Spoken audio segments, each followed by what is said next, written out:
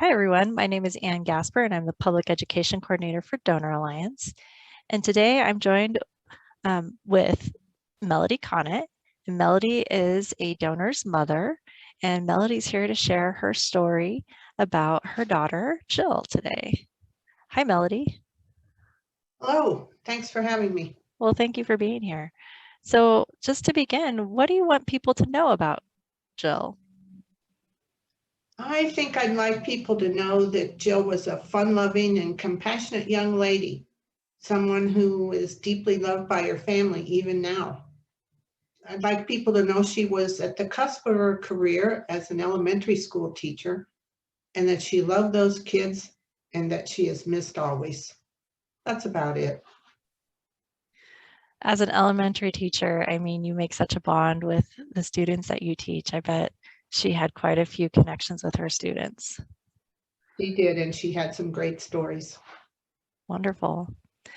So how did you come to the decision that organ, eye, and tissue donation was the right decision for Jill? Well, actually, Jill made that decision when she first got her driver's license.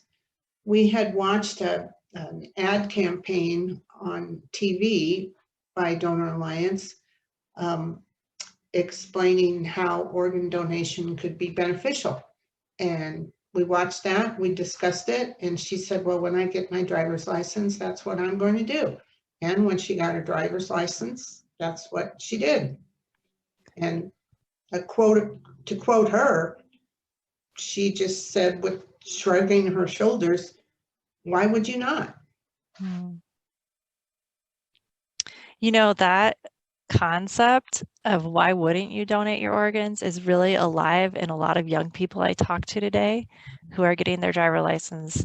So it's really beautiful to hear that Jill had that idea, you know, when she got her license all those years ago, and it's still a common feeling today. My nephew said the same thing when he got his. Yeah, it just makes sense. Yeah. Well, that's really, really wonderful to hear.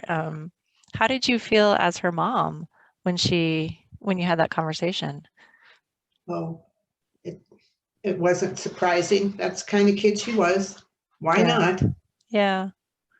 Well, that's really wonderful to hear. So we often hear from our donor families that we work with that the legacy of donation is such an important part of their healing process. What has it meant to you and your family that Jill was able to be a donor? Well, I have to be honest here.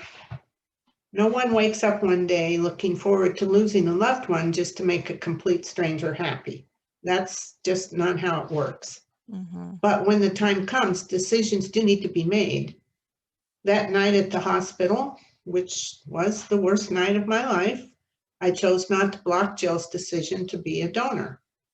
As my minister said that night at 3 o'clock in the morning, hospitals can be places where darkness comes, but when you make a decision like this, you let some light in too.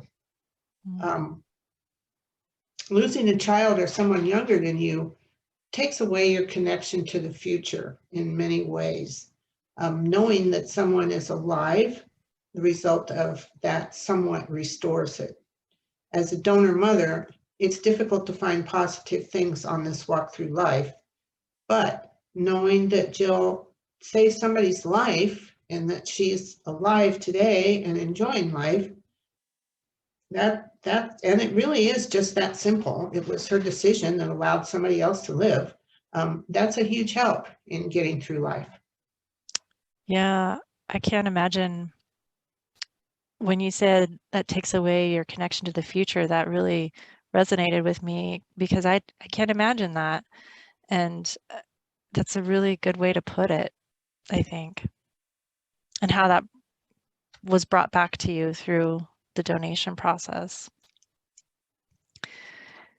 So what was Jill able to donate at the time Well, of her Jill death? was able to donate only her liver as a Okay. solid organ. Her eyes went for research and her kidneys went for research. But due to the impact of the car accident, the only organ that was usable as a donation was her liver. Mm-hmm.